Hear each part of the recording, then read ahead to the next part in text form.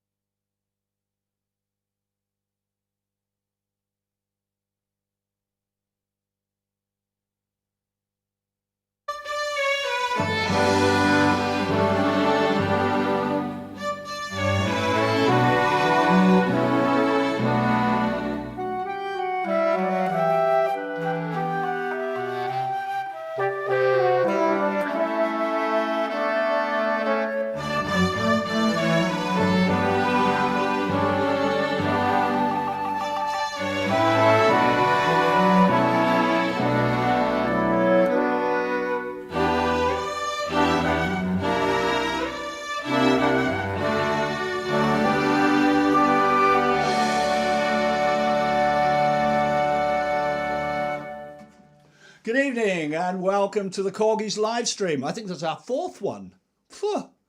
Nigel is sat over here, you can't see him. But is it our fourth one, Nigel? I think it is. I think it is. And the clue to that is the fourth track of the album we're going to be talking about today. And that is called This Is the Life. I think it's probably time we spun the record. If I can find it. Anyway, oh yeah, I've got it. I've got it.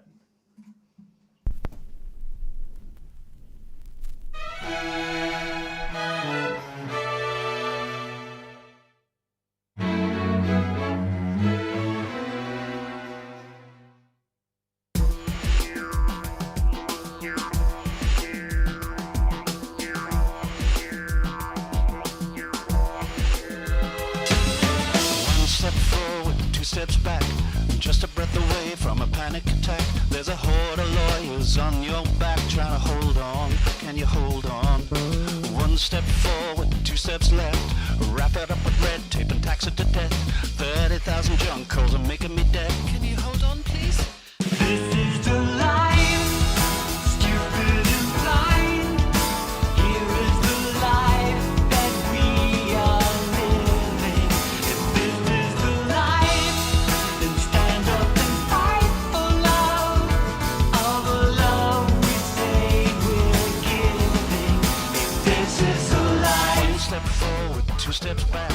Gamble with your life, put it all on black. Funny how the rich get a bigger stack to hold on to. One step forward, two steps right. You're never gonna beat this hypocrite. Nothing that you touch seems to come out right, but you hold on. This is the life, stupid and blind. Here is the life that we are living. If this is the life, then stand up and fight for love. All the love we say we're giving. If this is the life, All the bankers in their creep. this is the life, Politicians in their pants. this is the life, Dictators on the make. this is the life, Distorting religion for their own end. this is the life, Staring at our mobile phones. this is the life, Buy it now on your credit card. this is the life, Every day 1,000 children die. this is the life, And you think your life is so hard. this is the life, stupid and blind. Here is the life that we are living.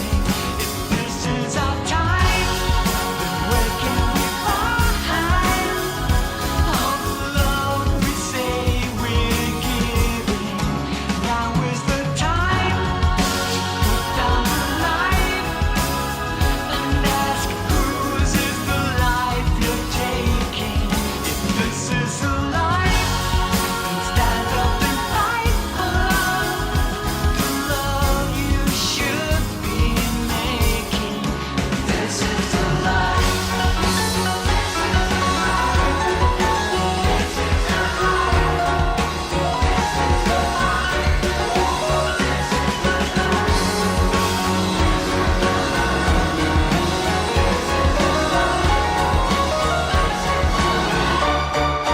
This is the life.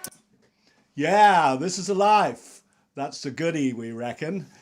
As always with the live streams, it helps us enormously if in YouTube land you go and hit the subscribe button, or as my daughter would say, smash the subscribe button. And that was easy, wasn't it? Smash the subscribe button. And also, if you haven't got a copy of Cartoon World, nip across to thekorgis.com. Forget the live stream. Much more important, you buy the album. Nip across to thekorgis.com and pick yourself up a copy.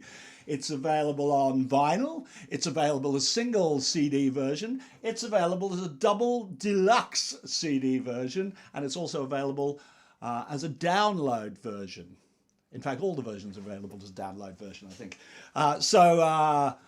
There we are. Also, if you want to ask us anything, if you're doing this live stream on catch up and you want to ask us anything, in the I think it's in the sign up section, and don't worry, you won't have to sign up to do this. There's an ask us something tag there, and that comes straight to our email. So if you've got a question for me or for James or for John or for anyone else in the band, send us a little ask us something link there, and we'll do our best to answer it if our aging memories work well enough.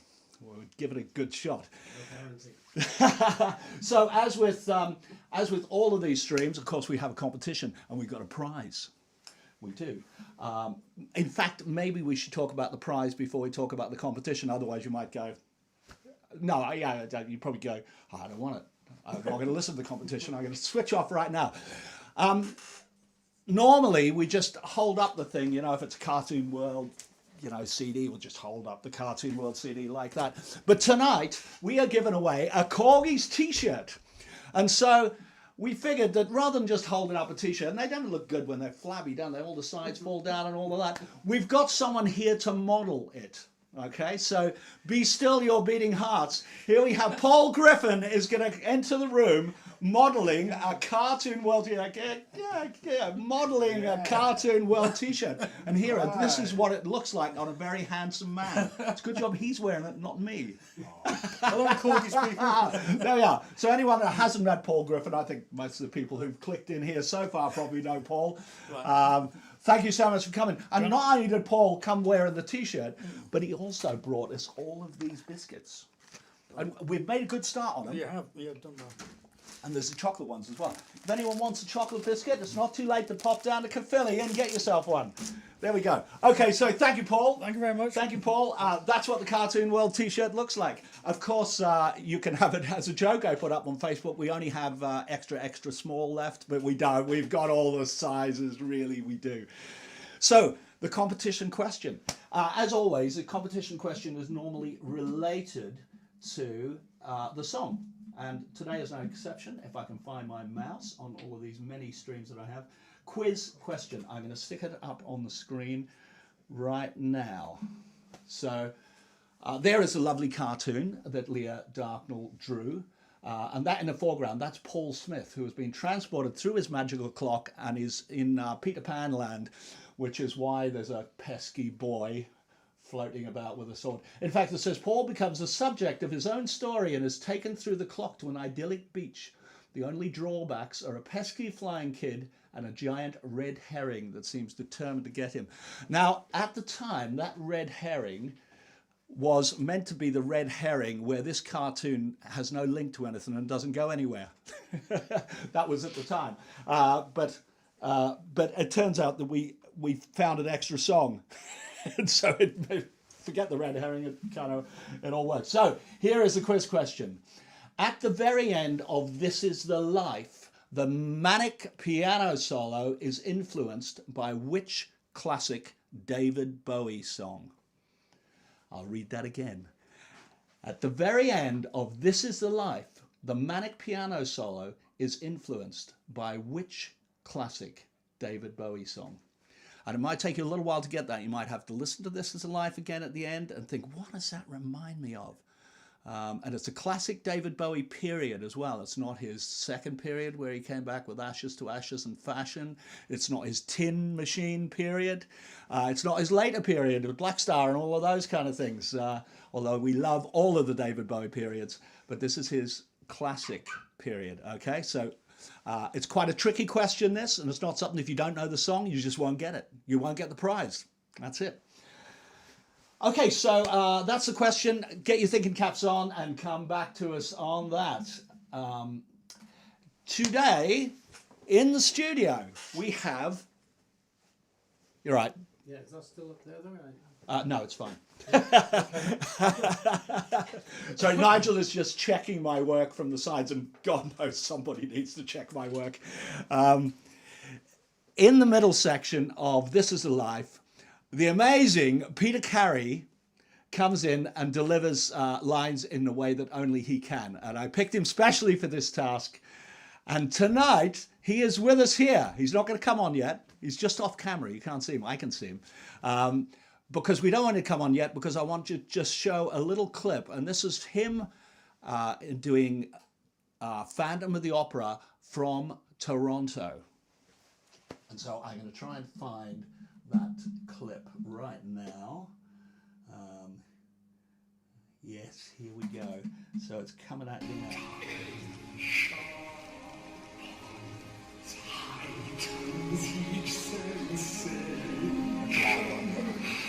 Dark.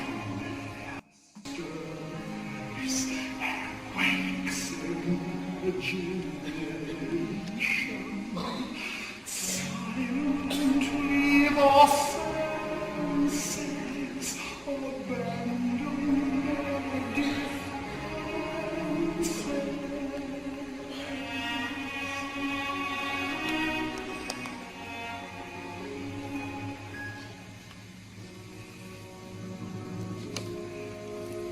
Slowly, gently, nighttime fills its splendor. Grasp it, sense it, tremulous and tender. Turn your face away from the garish light of day. Turn your thoughts away from kind and feeling light, and listen to the music of the night. Close your eyes and surrender to your darkest dreams. Herd your thoughts of the life you knew before. Close your eyes and let your spirit start to soar.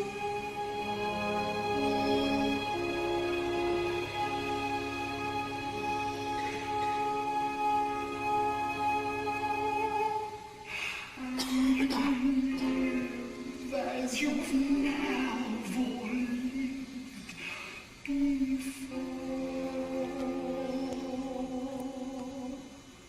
Softly, deftly, music shall caress you.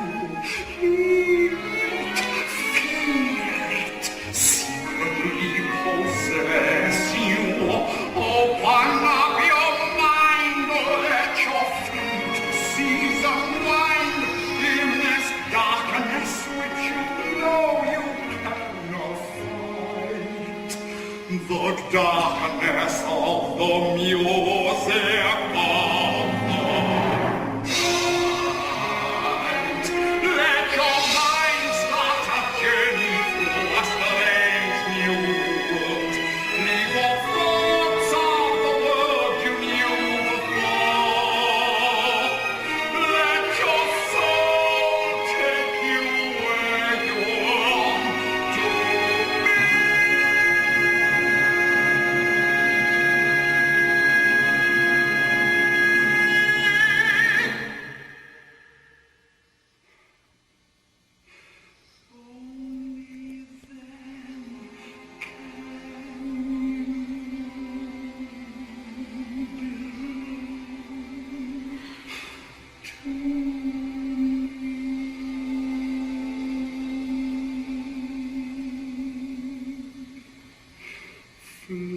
Floating, falling, sweet intoxication,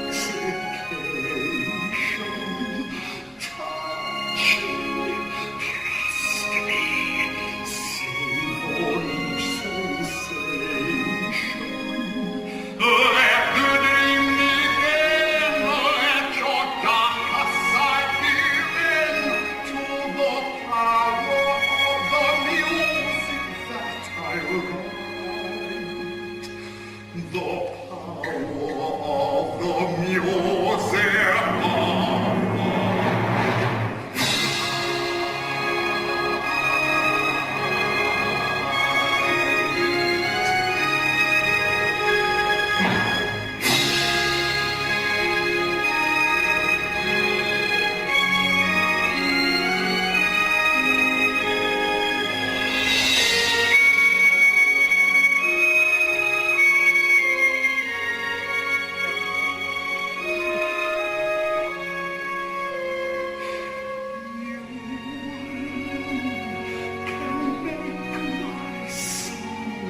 Help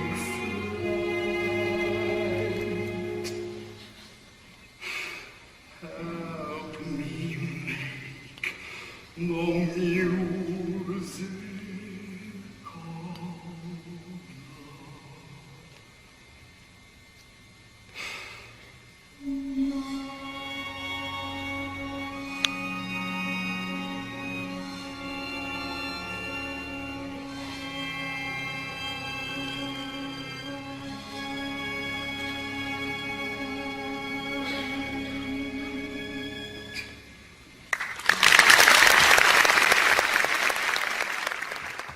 Ladies and gentlemen, a big round of applause for Peter Karrie. Hey. Nice to see you. Here we are. Well, normally associated with Stackridge or the Korgis, you don't normally put musical theatre in there, but it's a first. Here's another first. And I think we're all about mixing genres up, really. We like the idea of bringing different people in from different parts of the world and seeing what a collaboration will do. Yeah, well, that broadens the mind. Broadens the mind. As if our minds weren't broad enough, Peter. Oh, they're very broad.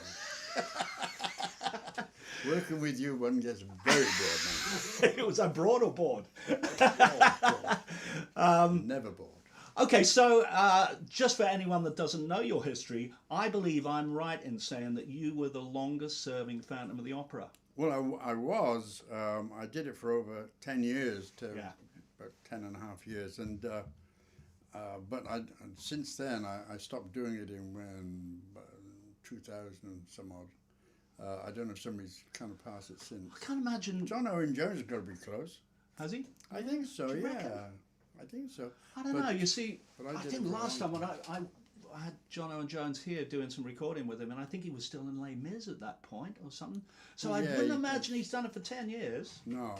Well, I first started playing Phantom in 1990. Yeah.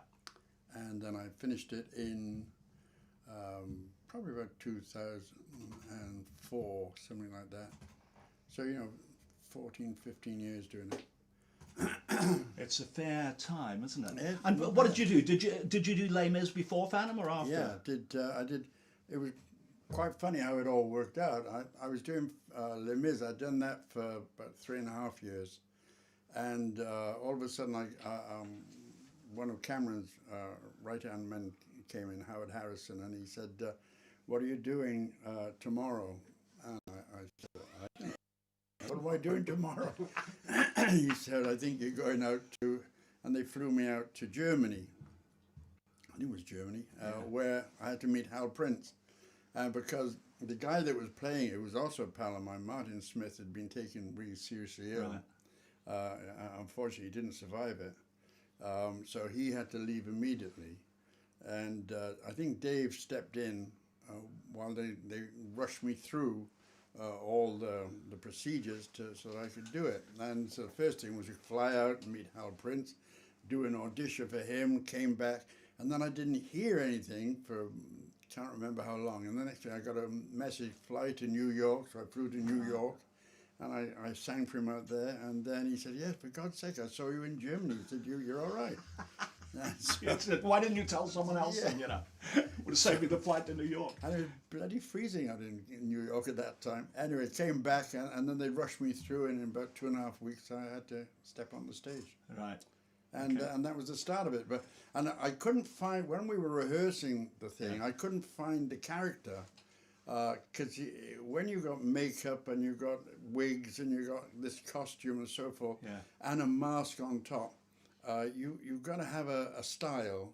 You can't. You just can't walk out there and do it. Yeah. Because nobody knows who you are. You all look much the same. So I had to find a character, and So how do you do that with a mask on? Well, this is when we were rehearsing. Jeff Ferris was. How long did you get to rehearse this before you went on? A couple of weeks. That's all. It was really short, and it was. I was doing like 14-hour kind of stints learning the words. Yeah, I bet. And my word learning is shocking. I make it. I up didn't if know think that. I'm terrible. So, some of the words that come out, all the people on stage. look like that. God love him.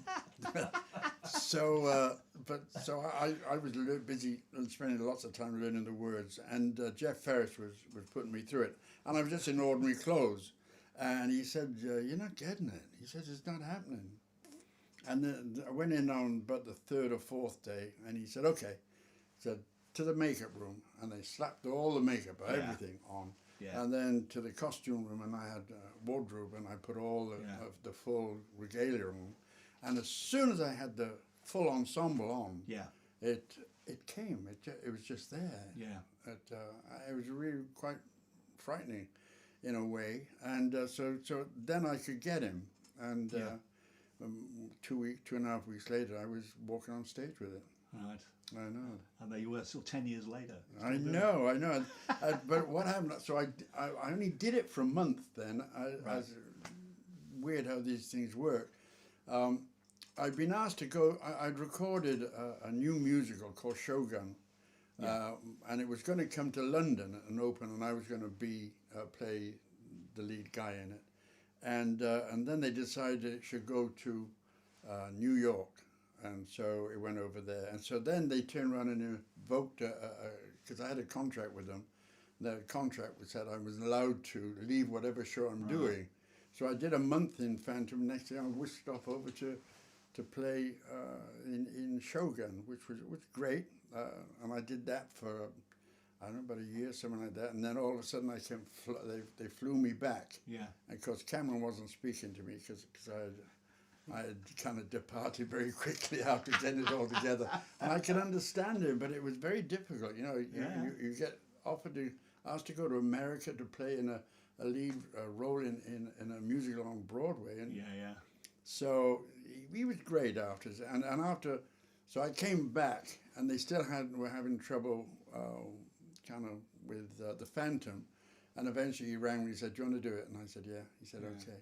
Who was before you then? I know Michael Crawford opened it, didn't he? Yeah, Dave Willits was a good pal. He's a lovely guy, and he was playing it. He took over from Michael, and then he stepped in when Martin got taken ill, and then I took over, but only for a short period, and then they brought somebody else in, and I'm trying to think who it was there, and they did it for a short term until I came back, and then I took over again. And then I did it for a long stint, and then it all went a bit nuts because then I got taken back to Canada to play Phantom out there. Right, which is a continued thing, isn't it? That has been again and again. I know you're always going, so I can't do that. I'm off to Canada. I'm there for 4 weeks. Or Well, I was there for years then. I became a landed citizen, got my citizenship. I know. And, handy byproduct. Well, it was great, dual kind of citizenship. So then they rushed me off to Hong Kong, and I did it in Hong Kong. Right. And that was great, because in Hong Kong, you've got the stage, and you're on the stage, and you're working with the audience, which was a huge audience. But there were two main types of people that lived there. One would speak Mandarin, and one would speak, I think it was Chinese was the other one. Oh, yeah. And so they had these So big that was my halls. question. You weren't playing to English people in Hong Kong. That was... Well, I was playing to all types. It was, there was some weird people in there. But and then on this side they had another screen, so you had two screens. And so when I'm looking out at the audience, because the Phantom only deals with the audience or with Christine. Occasionally you might meet up in the final there with Raoul. So I'm looking out of the audience, and it was looking at a bunch of people watching a tennis match, because they'd be going there, and then they'd be going there, as they were watching the different words on the board. Of course. And funny enough, this is something that we've just changed with the Korgis, because we've been using 2 TVs either side of the stage, which is great because we've got film with so much of the stuff. But we're seeing the audience kind of looking at the film and then looking at the back. And it's just hit us. After doing this for a year and a half, it just hit us. Why don't we buy some tables and stick the TVs at the back? That's it. So then people don't have to do that all the time. They can kind of see the thing as a whole. So that was good. In Singapore, it was different. I went to Singapore and I did it there, and they were very cosmopolitan, and it was great. I had a lovely time. I love Singapore though. Great place. I've never been to Singapore. Oh, great. Then I started doing tours. I did a tour around Canada. I did Vancouver for a long time. Came back, and then Cameron wanted me to go back into the West End. I went into the West End, and then he turned around, and I was there for a fair time. And then he said, "Okay, let's do a tour." So I ended up doing a tour going around Britain. Well, it wasn't a tour. It was Manchester and Bradford, Right. and the place in the Southampton. I think we've got a question from Andy Swain, which concerns Bradford, I Okay. believe. And that's where Andy's from. So, Hi, Andy. It says, I'm pretty sure I saw him playing the Phantom at the Bradford Alhambra a long, long time ago, which is his, and this is a separate question, which is his favourite theatre to perform in? Long, long time ago. Favorite theatre? Well, Alhambra, Yeah. in because you're Bradford. from there. I think it's a great theatre. And I also did Evita there, which was, I enjoyed that as well. But the Alhambra is a modern but well-designed theatre with a great sound system. Brilliant. oh, there we are. Sorry, I'm just going to move this mic a little bit, see if we can get a bit closer to you. There we go. What's your favourite theatre to perform in? Oh, yeah. Okay, well, having said that about the Alhambra, I fell in love with Toronto's Pantages Theatre. That was absolutely incredible, massive, massive theatre. But the guy that, because it was a different production company that put it on out there, and he had renovated the whole of this theatre, this old kind of cinema, and made it into absolutely, it was state of the art, and I did enjoy working that. Did they retain the old character of it, though, or did they... They retained it all. Where they made it very, very modern was backstage, which was amazing. Right. Because I think the Forum in Bath, they've done the same, haven't they? I think the Forum was an old theatre, and it still retains the look of an old theatre, which is great. I kind of like that. Yeah, you need the atmosphere. But the Pantasia expanse in front, and they've got a kind of first balcony, which was just lovely, brilliant. Fantastic. Quick question from go on. Gary Twitchett. Yeah. He saw the Phantom in London in 2004. Would that have been you in 2004? Yeah, I was doing it in 2004. It's come to the end of my stint, but yeah, I was there then. And then this isn't a question, but Kathy O says, afraid Toronto currently isn't as Peter would remember it. We used to get lots of great shows here. Not so much anymore. This is Kathy, we speak often with Kathy on all sorts of social media. Wow. She's on Twitter, she's on Facebook, she's on Instagram, and she's got different names on all of them. I have to keep going, is this Kathy from Toronto? So hello, Kathy.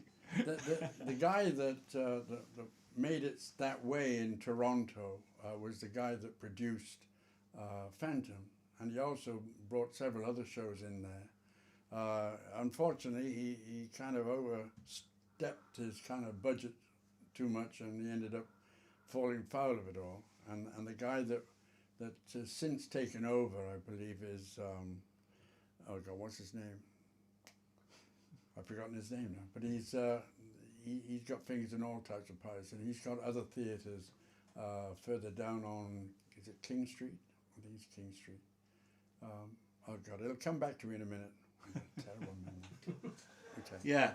But that is the case with all the industries, isn't it? You get a point where you get a boom and everyone's going to the theatre, and it's all brilliant, and people sit back and they go, this is fantastic, this is going to last forever, and invariably the bubble bursts and it starts going down, and that's the point where the theatre owners have to look and go, what are we going to do next? Where is our next audience? How are we going to do it? I mean, I get it in the studio here all the time. Where we've gone through stages of doing this kind of thing, and then we're doing this, and then we're doing songwriters, and then you just have to adapt. And that's the same all the way through the industry. Well, Garth Drabinsky was an amazing man. He wasn't a very nice man, but he was an amazing man. Yeah. And he had an eye for business. In trouble as he had too many eyes for business, which got him into trouble. Yeah. In the end, but he knew that Phantom and he went to Andrew, Lord Webber, and put his case to him, and Andrew went with him because what happened between Cameron and Andrew was they divided up. Right. Like. Which shows they each had. Yeah. Yeah. And Cameron had America for Phantom, and Andrew had Canada, and they broke it up like that. Do you think they maybe divided them up in a poker match or something and went, I want Canada, it's like, well, you're going to have to win. Damn, we got Canada, I wanted Canada. No, just a, could have happened that way. it could have, yeah, but if you knew the people in question, they didn't gamble. Not really. It was never a gamble. So then I'm trying to think when I first met you. Now, God. I don't know whether it was on Peter Karrie Unmasked, the TV show. I don't know whether, I think that was probably the first time that we worked together. And I did maybe 3 of those series. I remember doing one with David Soul and thinking of Bonnie Tyler. And Bonnie Tyler being a broad Swansea going, I love it, this, and you said to Peter, to David, is there anything you want to ask Bonnie? And he went, yeah, what the hell she been talking about for the last half an hour? I didn't understand a thing. No. You had to be in the groove there. Well, yeah. It would take a little while with dialect. But she was a lovely lady, personality character. She's fantastic, isn't she? She's just so down to earth. I just remember one of the rehearsals and she went, we need to do it again. She said that was a bit wobbly even for me. That's typical. And that was a great band there. I think it was generally arranged by John Quirk. I mean, different conductors came in to do it, but John Quirk always the brains behind the way the music sounded. A small orchestra, always got it sounding. It was a great band to work with, and the conductor Jay Alexander, and he's so energetic, and I even got him to sing towards the end. We did. I can't remember what it was. I think it was it Minnie the Moocher or something like that. And we had Brian Blessed on. Right. And I got them all up singing, and it was really trippy. And Jay then had to do a solo in the middle of it because he's a great singer, Is he? Yeah, fantastic. I wasn't on that particular show, so I probably never heard him sing. No, very good. Yeah. And then afterwards, it was a big band, so I didn't get to really talk to you. I didn't know you really at that particular point. But then we did a couple of dates with Matthew Brind when Matthew Brind was musical director. Yeah. Now Matt was, he was such a success, and he was such a powerhouse when he came on the scene, and he went to London, and he took London by storm. Yeah. And amongst other things, he's John Barrowman's MD. Yeah, but he's done a lot of different stuff. But then he got disillusioned and said, he's back here now, isn't he? Yeah, he came back a while ago now. But he's an amazing musician. I know I did quite a lot of studio projects with him when he was 16. In fact, I took him across to Spain with the Supremes when he was like 16 or something like that. Yeah, that would be it. And he was so green that he hadn't checked his passport. He got to Heathrow and it had expired. But I guess it was at a point where you didn't actually physically need a passport to travel. You needed a passport to prove you didn't need a passport. Yeah. So they said, okay, we'll let you through, but we can't guarantee they're going to let you back. That's right. So yeah, that was quite funny, and Matt and I's paths keep crossing. But fantastic musician, and he wrote that musical. Only the Brave. Oh, he did. Only the Brave. Yeah, which and he did one before that. Oh, he did a couple. Evergreen, I think. Tickledum. Tickledum. So you were in the second I one, was- weren't you? that's You were right, yeah. you were the old tree. I was the old tree. Full of knots and... So yeah, I remember working on all of those. We worked on all of that music together for all of those because it was generally tracks. There was no live band on the show, but we did all of the tracks here.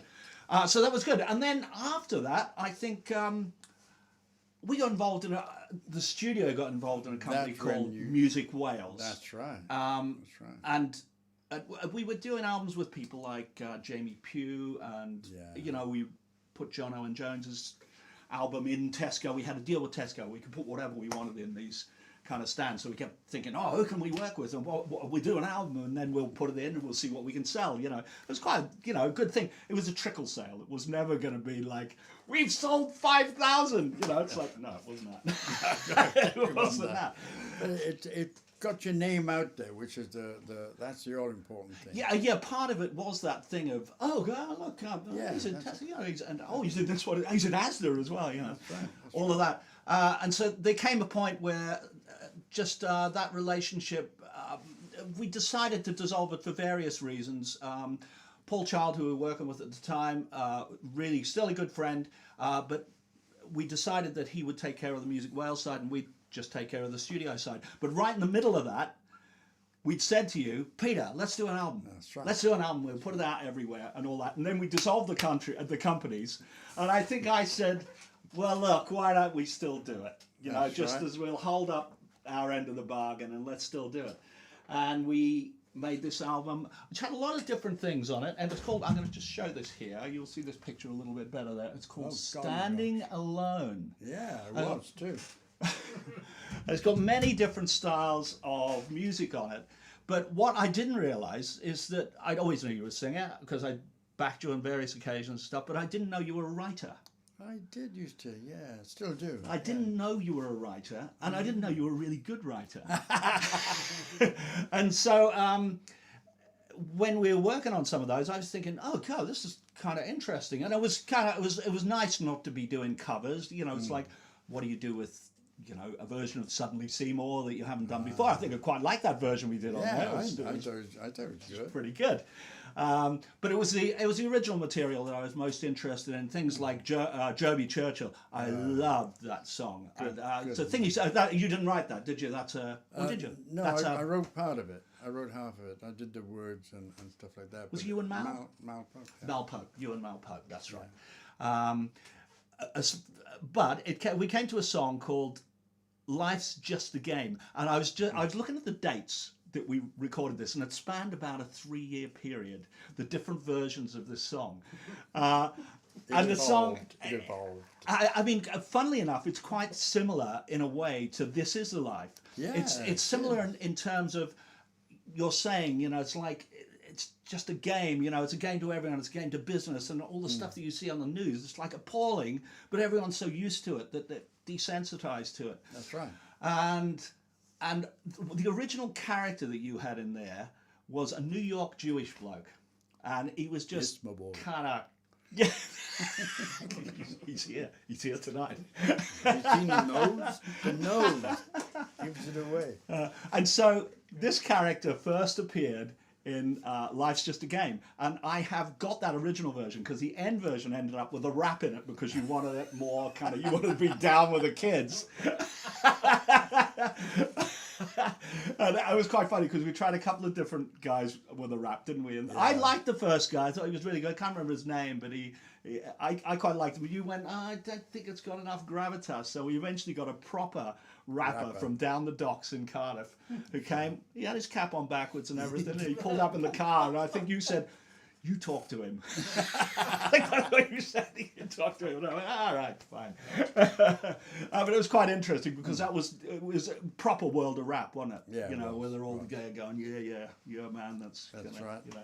All right, so I've got the original version here, which hasn't got the rap on it, which has got your New York persona. This guy who's not very happy about much stuff. But I'm going to play the whole song because it's a great song. Oh, okay. And even this early version of it sounds really groovy. It's really groovy. It is. So I'm going to play it now, and I'm going to stick a picture up on there, see if we can find it. I'd Life's just a game. It's called Life's Just a Game.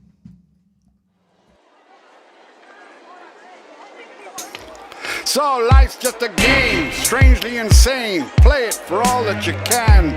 You can do what you like. There's nothing quite right in the rules that were made by man. Take a look on the street. It's filled with deceit. People who cheat every day. Be it man, woman, straight, bi or gay. He was born, he was raised. He didn't love and I guess he was amazed. She didn't laugh, she didn't cry. She didn't love enough to make a man die. He didn't give, she didn't take. Now she's gone and he knows about it. Life is just a game. Oh, life's just a game. I'm another playing game. There ain't no street rule, there ain't no shame. You gotta take a chance when you step on the floor to dance. You're dancing to the music of life. You work so hard to earn some cash. You take it to the bank, a good place to stash. A faceless suit goes and takes it all away. You're gonna get it back on that rainy day. The day you arrive, but the money's all gone. You go for a loan, but the face is gone. The banks have been allowed to ride roughshod over our economy. Bonuses are buying the Life's just a game. I'm another playing game. There ain't no street rule, there ain't no shame. You gotta take a chance when you step on the floor to dance. You're dancing to the music of life. Politicians walking down my street, shaking hands with everyone they meet, with a syrup-eyed smile and a soft handshake. They get to the house and take their place. But corruption, seduction, production, causing us more destruction. Basically a fraud. Other entities claim there was an honest mistake. Integrity and honesty, pornography and policy, police commission, nothing's free. Twisting words to suit their needs. Paparazzi players tapping on the phone. Never believe that you're all alone. phone hacking scam. Intercepted phone calls from murder victims and dead soldiers' families. Oh, life's just a game. I'm another playing game. There ain't no street rule, there ain't no shame. You gotta take a chance when you step on the floor to dance. No guarantee that things are gonna work out fine. Hey, don't go. Listen up. Hear what I say now, yo. I mean you. That's right. I think you should know that this ain't good. And soon it's gotta go. It's gonna go. It's gotta go. It's gonna go. There's a pandemic growing, but nobody's showing what everyone knows to be true. That this virus is wild. Reports have been filed, blaming us all through and through. For bringing this globe, this magnificent globe, bringing it down to its knees. We're still growing so fast, I doubt it will last through to the next century. Life's just a game. I'm another playing game. There ain't no street rule, there ain't no shame. You gotta take a chance when you step on the floor to dance. You're dancing to the music of life. Oh, life's just a game that you play as best you can. You gotta learn no street rules, be it woman, be it man. There ain't no rhyme, but it runs for a long, long time. No guarantee that things are gonna work out It's gotta go bang. Yeah, it's gonna go bang. Working out exactly what explosion would be there. No, it's really good. I like that song. Some very nice comments coming through on that. Gary Twitchett liked it, didn't he? He did. Elaine Brokenshaw liked it. She Wow. And Elaine Brokenshaw made a guess at the David Bowie song as well, didn't she? Did you get it? No. did. No. No. She didn't. We've got to say hi to Gavin Gavin! Clifton. Gavin, thank you for joining us, mate. Sure, my buddy. You all right? Yeah. Haven't seen you for a while. Yeah, I have to get together with him soon because Good. we have to put a vocal on one of the songs we wrote. Ah, Because we wrote a song for you, didn't we? yes, you did. Says It's on called here. For the Dreams and Wishes. Dreams and Wishes was called right. Dreams and Wishes. That's right. Ah, that's right. And that was for the charity. Yes, Dreams and Wishes. Which actually brings me to, what are you doing at the moment? Well, not a lot, simply because of pandemic and COVID and lockdown and. But I know you did some gigs at home because you live next to my brother. Yeah, well, And he went, he's out again, he's on the roundabout again. I did. Well, what happened was the little conclave where I used to live kind of asked me what I do to cheer because they're all fed up. Yeah. So and there was Well, a there's little, no live music anyway, was there? You were it. That's it. I was taking a gamble here, and there was a little mini roundabout, and the houses were all circling around it. So I set the PA up, and off I went. That was it, and we had a great time. I enjoyed it, but I'm not sure everybody did. Oh no! I think it was great that you did that. I think anyone that was trying to still entertain people, Yeah, when, well, just- when the government was trying to stop us doing anything of that kind of ilk, That's right. you know.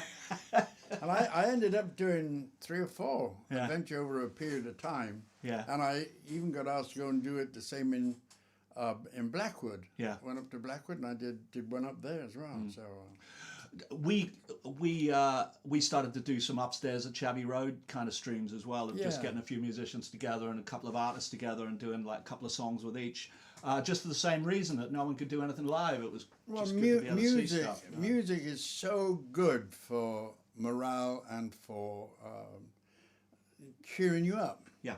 And that's why I did it. Is I said, all right, come on, let's have a laugh. And That's what we're here to do. We're here to cheer everyone up, you and I. absolutely. We're going to go back to the quiz question because nobody has got it yet. Peter, would you like to read this? Can you read that from I there? can read that from here.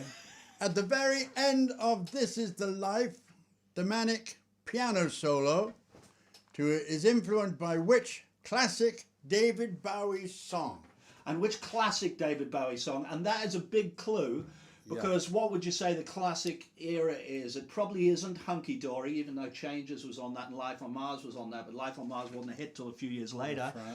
The classic period for me would be Ziggy Stardust, Ziggy Aladdin Stardust, Sane, absolutely. Diamond Dogs. They would be the 3 classics. After that, he went to Young Americans, which was not everyone's cup of tea, but I loved it. Do you want to give them a clue that it is a Well, that is the clue, that it's the classic period. It's of those 3 albums. You know, start thinking about, don't think about obscure things. This is not particularly an obscure song. Even if you don't know the song, you would definitely know the title of the song and you go, oh, really? How does that go again? Probably. If you listen to This Is the Life and listen to the outro. Listen to that piano solo. And maybe we should get him up the piano solo. We'll play it to him. Yeah. Let's play it to him. I'm going to grab this on. I'll just grab this on YouTube. That's probably just as quick and easy to do as anything else because you can probably find it here. Oh yeah, it's going to be somewhere like this. I think something like.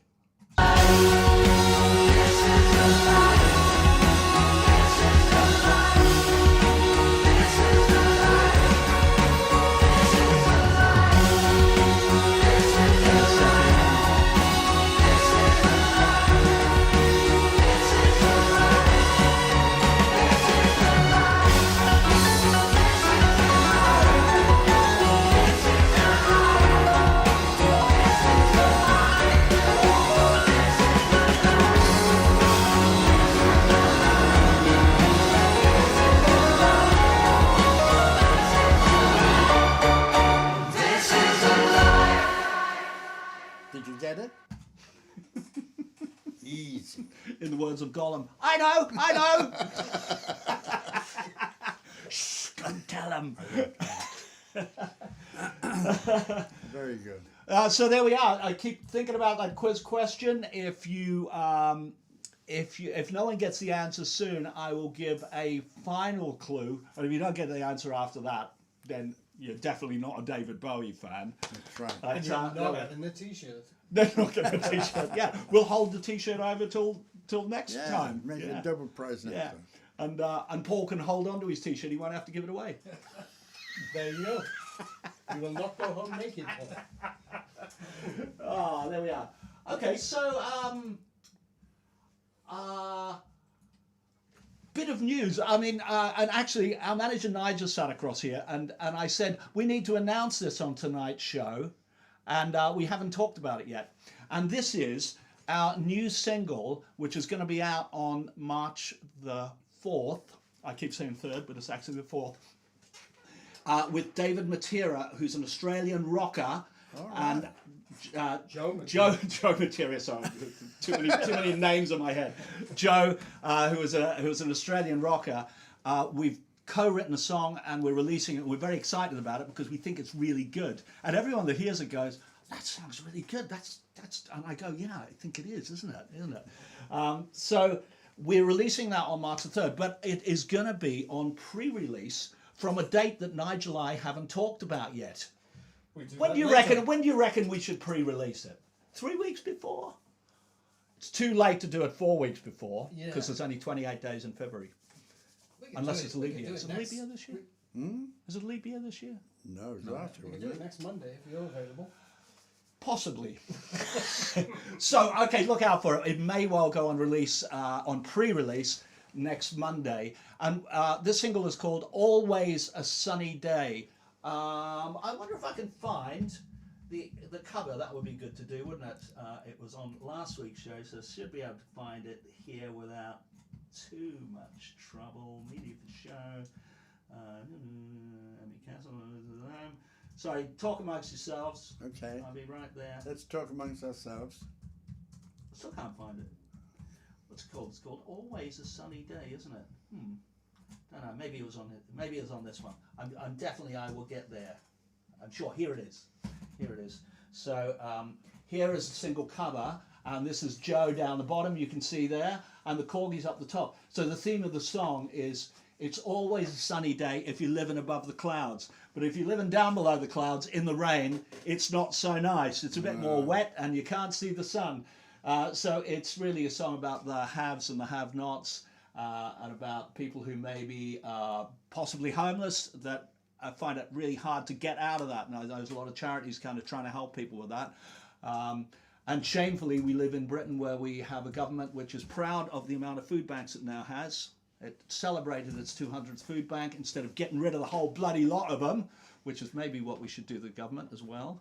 That's a bit topical, wasn't it?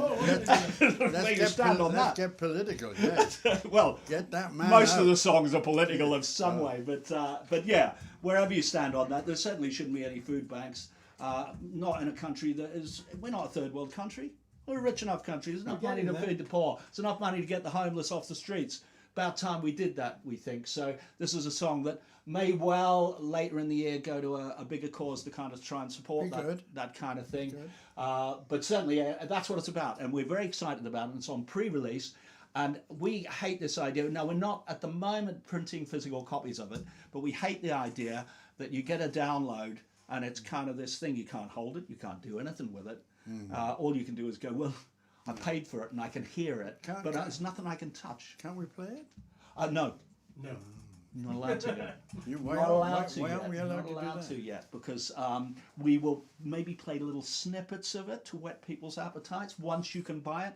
But see, the thing is, if we play it now, people go, "I want to buy it. I want to buy it." 2 weeks elapse and they can't, they haven't been able to buy it and they've forgotten all about it. So we're going to wait. We're going to ramp the tension up. Okay. Yeah. That's good. But that idea of downloads, and we've talked about this a lot, that things like Spotify and stuff, they miss a trick. The fact that you can't actually read anything about the thing, you can't, you might see a little thumbnail of the cover. So you can't promote it properly. Well, these people can't read about it. They don't know what it's about. They don't know where it was recorded. They don't know who was on it. They don't know nothing. We're going to change all that with our download for this one.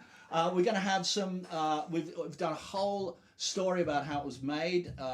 We've got proper liner notes for it. We've got pics. We've got everything there. We're even, I think, I haven't told Nigel this yet. It's going to be down to him to do it.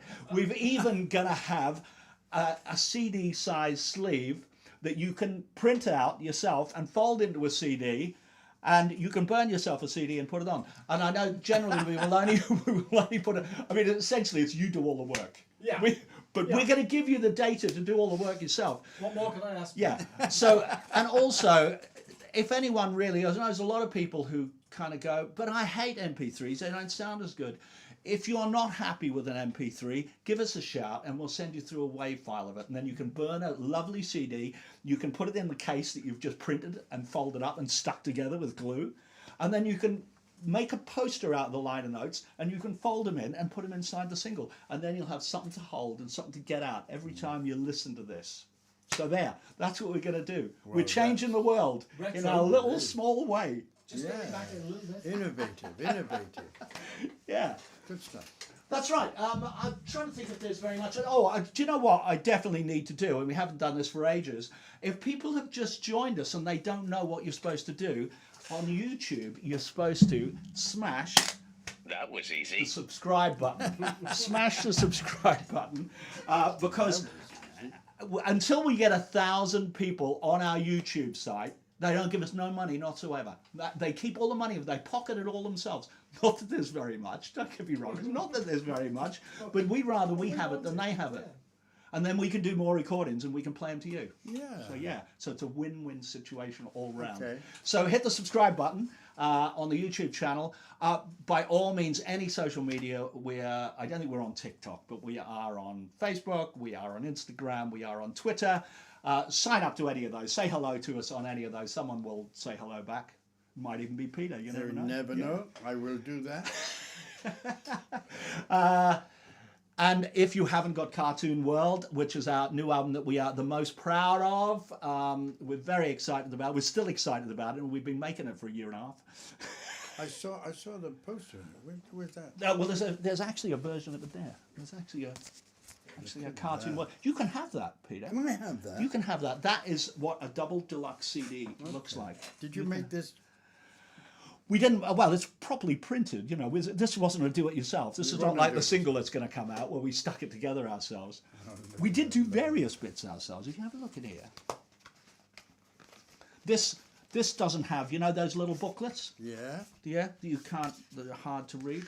We didn't like that idea either, so we've got posters. You always have to go one better. You see, we've got these bigger posters that are a bit easier to read. And Yeah. each track is kind of listed. Well, each track has its own cartoon, and it's the philosophies behind it there. really? And then across here we got all the lyrics. You know. My God. Now, Lyrics, that's if what I that need. ain't enough, we've got 2 posters. We've got another one. What's that one then? This is a poster. This is one that, if you think that we're heartthrobs, you can stick this up on your wall. Ta-da! Stick it up on your wall. There we are. And on the other side of it, in fact, you're on here, Peter, somewhere. You're on here. Am I on there? There you are. My God, it's Yeah. me. It's only little. He's only little, but he's there. Yeah. He's not little in real life. He's quite a big man. But this is the story. This is a story of the making of the album and who contributed to it and how it all came together. Okay. So yeah, the one thing we haven't got on there is a track list, but the lyrics are in order. Lyrics are in order, so if you really need So all a I track have to list, do it's is follow all the there. lyrics, Yeah. So I'm going to stick these back in here because you'll never get them back in yourself. No. If anyone has very poor eyesight, now Nige, you're gonna have to go get me one of Yeah, these. but- In the office, just grab a couple of big posters. What, both? Yeah, I think so. Just so you can see how big the ones in the vinyl are. So if you weren't tempted to buy the vinyl, and we've had a few people that don't even have a record deck but have bought the vinyl. You can't believe it, can you? No, that's really funny. When people say, oh, people don't buy physical products these days, it's all downloads and streaming. Well, we're here to prove them wrong. Absolutely. Because, yeah, we've sold loads of CDs, which they say are on the way out, vinyls, which were on their way out in the 70s, Yeah. you know? And so, of course, we got a bigger vinyl, so it means we can put in bigger posters.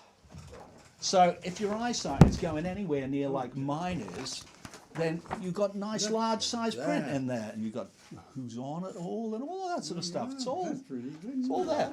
So there's that one. So look at that.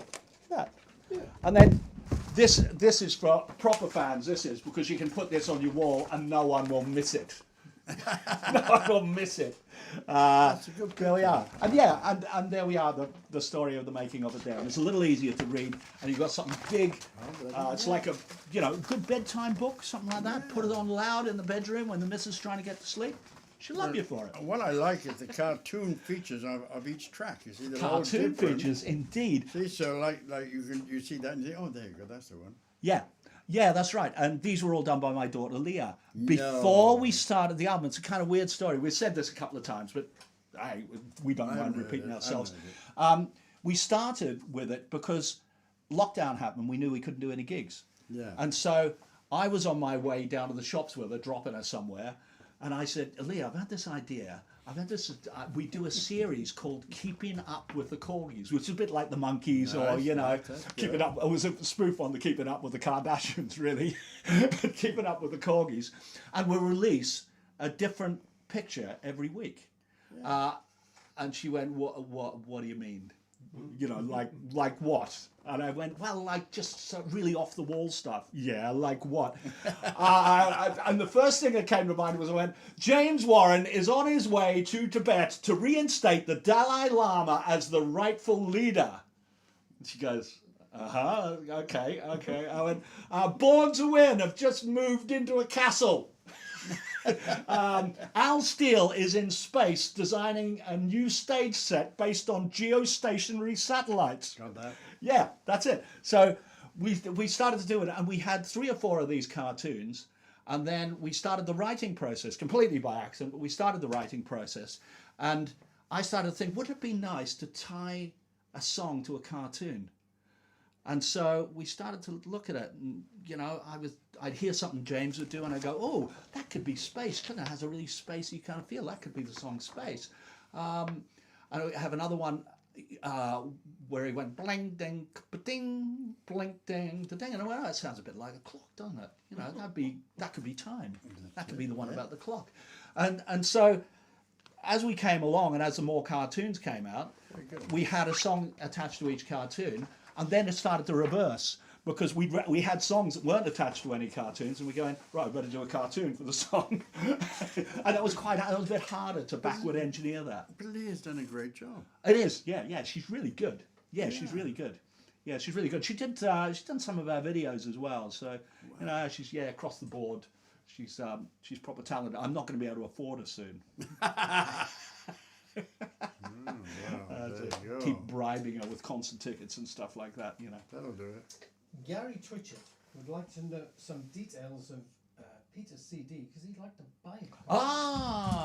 Standing Alone. Oh, wow. On sale at a store near you. Yeah. Where's this available? Do you know? Do you know?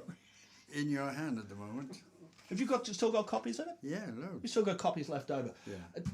You can email us. Have you got anywhere you've got a website they can contact you on?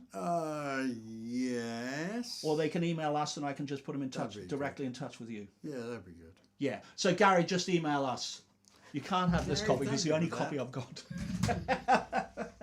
But yeah, it's a great album. It's a great album. It's got a lot of really, really good stuff on it, and it was pretty much all just done with you and I in the studio.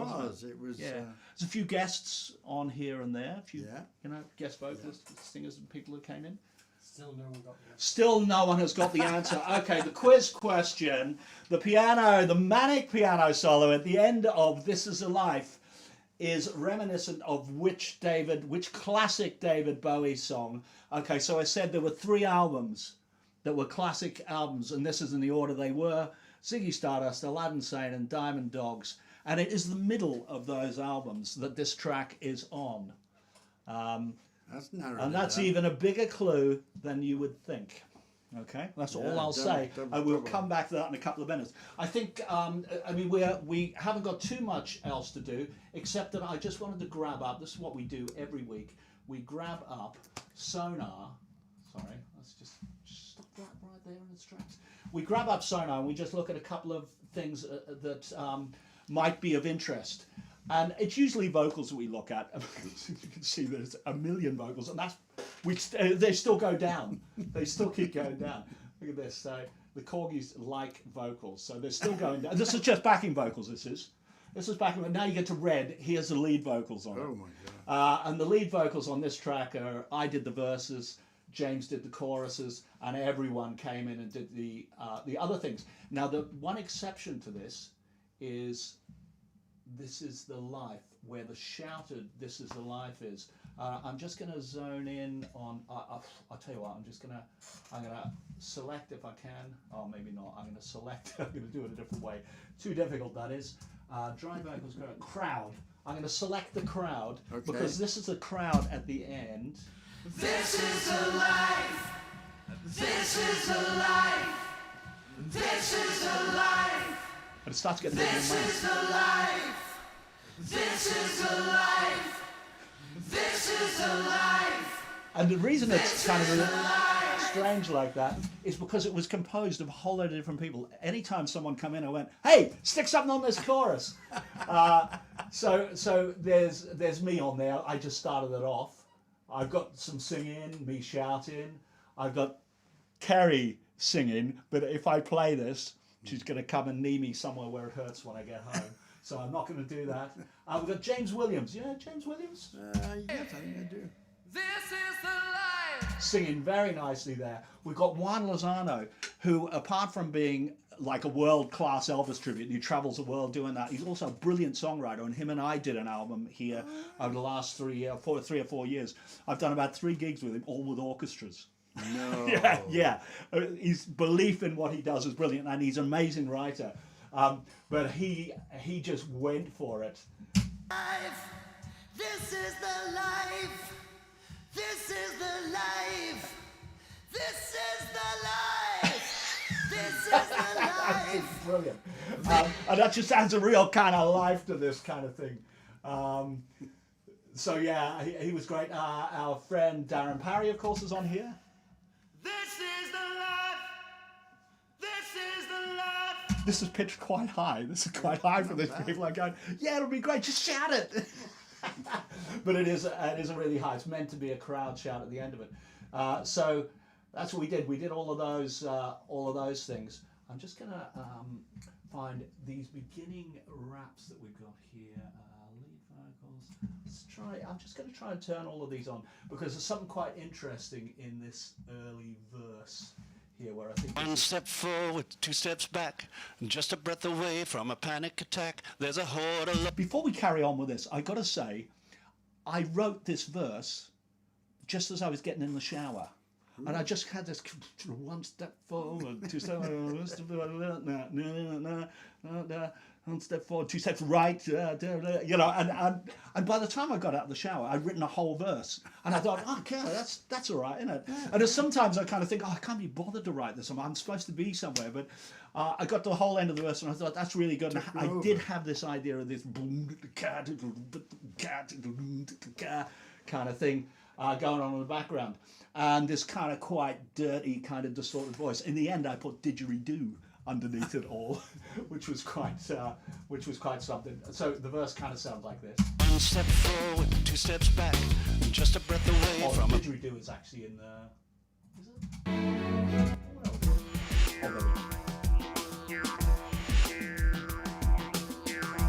Not that I play didgeridoo. You do play didgeridoo. Didgeridoo don't. Didgeridoo. Don't. No, I don't. I'm very good.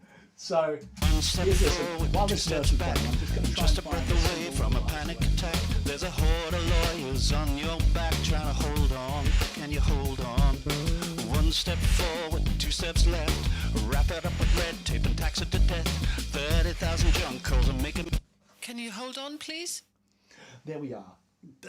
That is my Mrs. Kerry Darknell, who whenever I say to her, "Hey, Kerry, I need you for something," she goes, "What? What is it?" It's not singing, is it? I went, "No, it's speaking." You should tell Speaking. you. So she became the telephonist even at the end of that. So 30,000 junk calls and making me dead. Can you hold on, please? It's very good, actually. she is good. She would make somebody a good secretary. Yeah. Probably not me. Because I think there would be conflict. Oh, I I can't think there imagine. might be conflict. So let's have a little look at this piano solo at the end. Yeah, here we are. Here's the piano. I think I don't think I used a separate track for it. Let's try and find it. Generally. Oh, that, yeah, I know what that is. Right, so this is. So generally, this is what he's playing. This is Nigel Hart playing this. We just had the idea on the day to just do something a bit wilder. And I had this one song in my mind from David Bowie.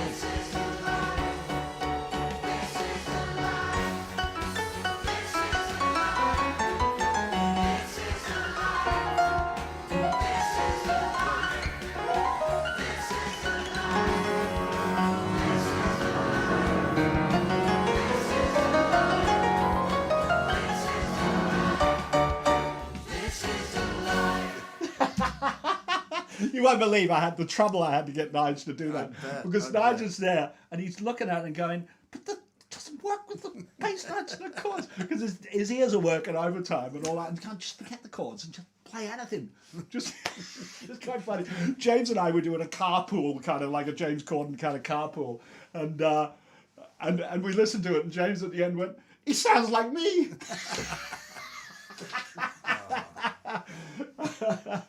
But there we are. You're going to tell him? Well, you'll have to. No one's got I it. don't think anyone's got it. Well, I didn't think that was as hard as all of that. Yeah. Okay, so yeah, we're going to tell them, and we're going to have to hold the T-shirt off until next week, and maybe we'll make the answer not so cryptic. So at least say a nice thank you to Elaine Brokenshire, Who has tried and tried and tried and tried. How many versions did she ever go? Oh, I don't know, but there's quite a few. Yeah. Quite a But then few. Elaine won last Elaine. week, didn't she? She won the competition last week, so.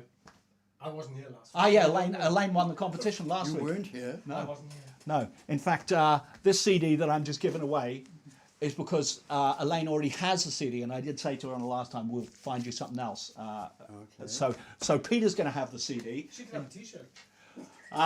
No, we've already decided what she's going to have. We've already You can have my CD.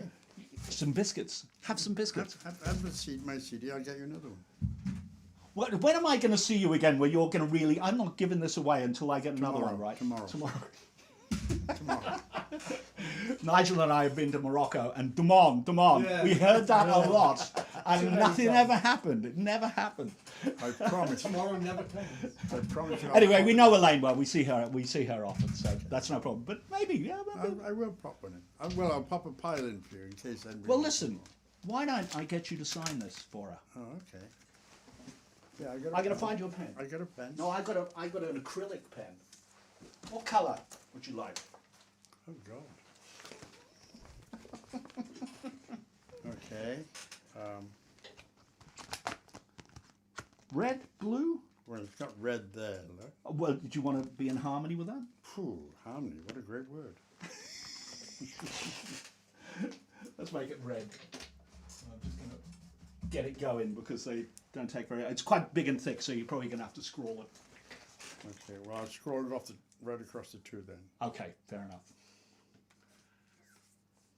Here you go, Elaine. That's an unexpected bonus, isn't it? It's a good album as well. You will like it. That's very artistic. I'm not going to close that yet because these pens are... Great stuff. Okay, so I think we better tell them. We better tell them what it is. The three albums were Ziggy Stardust, Aladdin Sane, and Diamond Dogs. Yeah. And I said it's the middle of those three albums, that middle of that three albums. And I said, and that is more of a clue than you know. You did. And that's because the album is Aladdin Sane, and the track is Aladdin Sane. So, ooh, who loves Aladdin Sane? Da da da da da da. Obviously no one out Sunrise. I thought everyone had that album. Even all my kids know every track on that album. So that was it. It was Aladdin Sane. If you listen to, just go on Spotify, I'll listen to Aladdin Sane. At the end, there's like about 1.5 minutes or 2 minutes of a solo that is very reminiscent of This Is Life, and that's because we stole the idea from him. Wow. It's not a coincidence. Good. Is there anything else we need to say to anyone? We should just say hello, everyone. Thank you, everyone, for that's been messaging in and saying hello. Yeah. As always, I will catch up on some of these comments later on and just check, and I'll kind of email anyone that is, that I feel we need to, or anything like that. So I think we probably should wrap it up there, shouldn't we? Okay. We should wrap it up. We will try and do this again next week. I don't think we can have James on with us because the next day we're at the 100 Club in London. Right. Nice. Yeah, it's a good venue. It was heaving last time we were there. Yeah, they came out from everywhere to go there. So it's good, great fun gig. And again, the set we've got now is really good. There's a lot of new stuff, a lot of old stuff. Probably the sets are a bit longer than they have been before because I've been just getting them to cram more in. Going, no, let's do more. So with that crammed together, does COVID come into play? Well, do you know what? I was at a Gorillaz gig, Gorillaz, Damon Albarn's band, because we did a collaboration with the bass player from the band. Right. And I was at a Gorillaz gig in the O2 in London, and there were 20,000 people there. Jeez. There was definitely no social distancing going on whatsoever. And my philosophy was, well, okay, I'm at that point, no, I was probably triple jabbed at that point. I thought, I'm willing to take the chance. Not everyone is, and that's personal preference. But I was willing to take a chance almost as an experiment to see, well, if I don't get COVID here, I probably can't get it anywhere, can I? You're immune. Yeah, well, that's what Karrie and I have been saying, because my daughter came home at Christmas, caught COVID that day, or she tested positive for COVID that day, and we went, okay, we're all going to get COVID over Christmas. No, we didn't get it. And then, just over a week ago, we were with someone else, and she rang us the next day and went, I've just tested positive for COVID. My husband's tested positive for COVID. My mother's tested positive for COVID. We went, all right, okay, we're all going to get COVID again. We've been tested all week. No, nothing. Not a sniff. Not a sniffle. Not a cough. You're too healthy. That's the trouble. Yeah, maybe.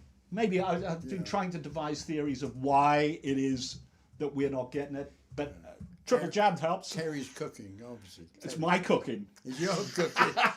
Cooking. She's cooking tonight, but she generally doesn't do the cooking. I do the cooking. She wears the trousers. I do the cooking. There we go. Okay. Next week we're going to talk about the song Time. So I'm not sure if we'll have any guests or not, but we'll try and find something. I might, if we have no guests coming on, I might try and do a Zoom interview with someone or something like that, and we'll just to break it up a little bit. Yeah, nice. Unless Peter comes. Peter would just come on the show every week. Filled the time beautifully. So there we are. I think we covered everything. I'm just going to check. No, I'm not going to check because it'll just take me ages to get through that. I am going to go into our little endy thing here. I think we've got all that, done all of that. Oh no, one more thing. Just the last little thing. Go. The last little thing is, I'm going to put this on screen. That's not it. That's not the way you put it on screen. I know. I do know what I'm doing, honest. You've been here 22 years. Is Every day. Oh, God. Every day 1,000 children die. You think? And you think your life is so hard. Acting my little socks off. Indeed, that's right. So that is the very take that we used in the video, which is what we're going to play right now. We're going to play it right now to just sign him out, and you'll see that. And in the video, of course, here he's just the green screen, which is in the front room there. But in the video, he's wandering around the streets of New York, making a nuisance of himself. Making myself look silly. So there we are. That was how we recorded it. We recorded the green screen, and by the magic of technology, you can press a button and subtract the green out of it. So as long as he's not wearing a green shirt, or you end up being able to see through him, we can put him wherever we want. Yeah. But today it's right here in the studio. That's what we want. I'm going. Sorry. Yes, of course.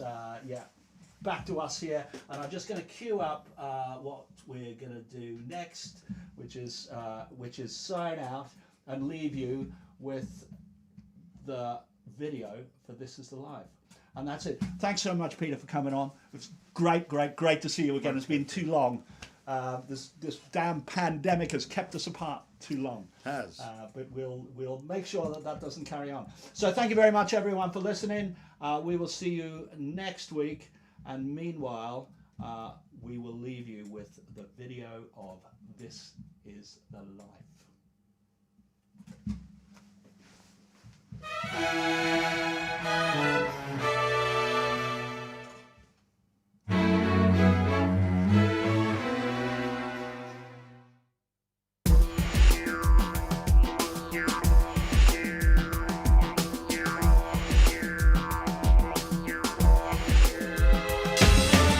Step forward, 2 steps back, just a breath away from a panic attack. There's a horde of lawyers on your back trying to hold on. Can you hold on? 1 step forward, 2 steps left. Wrap it up with red tape and tax it to death. 30,000 junk calls are making me dead. Can you hold on, please? This is the life, stupid and blind. Here is the life that we are living.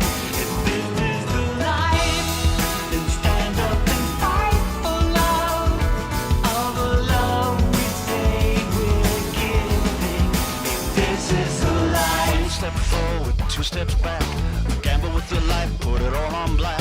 Funny how the rich get a bigger stack to hold on to.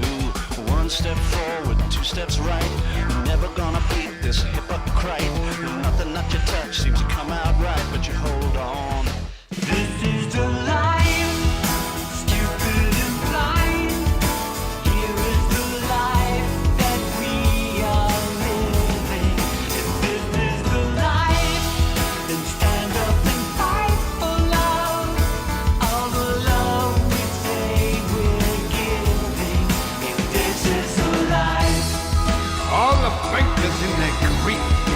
this is the life, Ha! Politicians in their pants. this is the life, Dictators on the make. this is the life, Distorting religion for their own ends. this is the life, Staring at our mobile phones. this is the life, Buy it now on your credit card. this is the life, Every day 1,000 children die. this is the life, And you think your life is so hard. this is the life.